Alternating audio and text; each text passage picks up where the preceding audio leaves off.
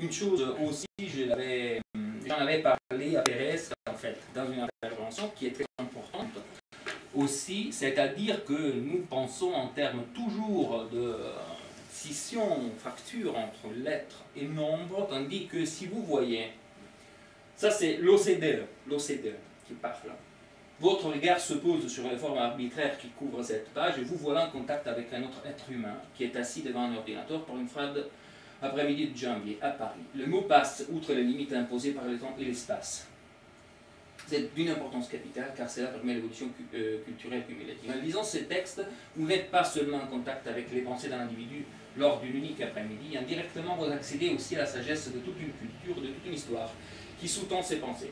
La littératie permet de transmettre l'information au-delà du temps et de l'espace. Or, ces mots, vous les trouvez à la lettre dans Galilée.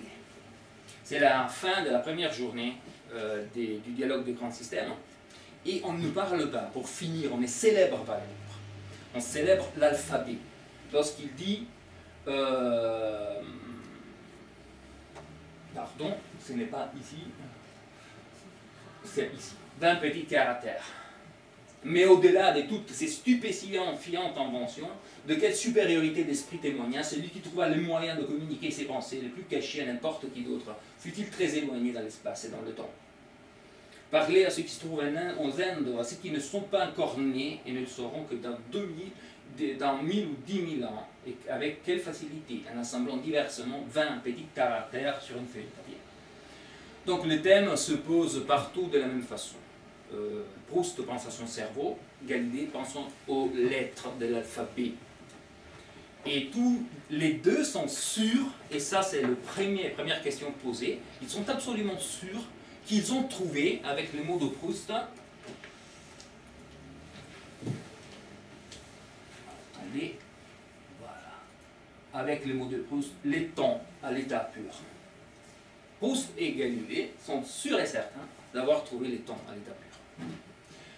Une question, un problème s'est posé entre-temps. Et donc, avant de commencer justement sur qu'est-ce que veut dire le temps pur, parce qu'on ne peut pas saisir ce dont je vous ai montré, la structure, à savoir cet espace qui sépare le désordre. Le chaos ne veut pas dire désordre. Chaos, j'ai utilisé au-dedans de ce site, cet exposé, le mot de Cora. Cora, c'est le mot platonicien, dans le Timée, pour parler de cette dimension primordiale de l'espace où les choses prennent forme. À présent, cette dimension, c'est les Big Bang, c'est les températures élevées, etc. Mais c'est toujours la même chose, on parle toujours de ces choses-là. Poincaré, à propos de cette Cora, on parle dans les termes d'une nébuleuse non résolue. Le contenu physique est pour ainsi dire une nébuleuse non résolue. C'est l'esprit seul qui peut la résoudre et c'est le contenu mathématique qui est la nébuleuse résolue en étoile. À ce propos, il parlera aussi du fond commun, du continuum amorphe qui est derrière toutes les possibles géométries.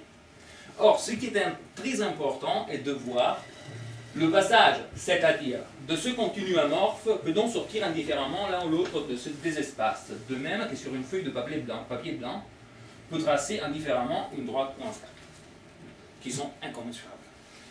La chose intéressante est qu'en effet, on n'a que cela, c'est-à-dire que tous ces auteurs se sont rendus compte que ce continuum amorphe, ce corps, ce chaos, en effet, l'unique accès que nous avons à ça, et c'est ici, finalement, Madame Marietti, la réponse, n'est que ce que nous voyons en perçant notre feuille blanche. C'est-à-dire personne n'a jamais vu la Cora en personne, personne surtout n'a pas eu affaire avec le chaos parce que ceci est tout simplement impossible.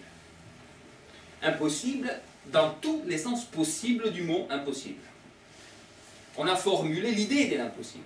Et de l'idée de l'impossible est née la géométrie.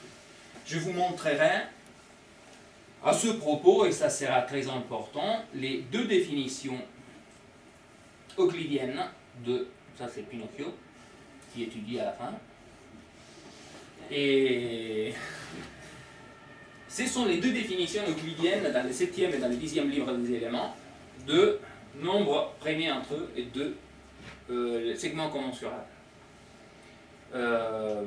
Ce sont deux définitions qui font usage d'un même mouvement opératoire qui s'appelle amplify resist A8 pro et A2. Soustraction répétée jusqu'à la fin. Or, la fin, c'est dans le cas des nombres, le nombre. Alpha, theta, 1, la menace. Dans le cas des segments, je vous propose le problème. Où est la fin? C'est-à-dire où j'arrête la soustraction. Évidemment, je ne l'arrête pas.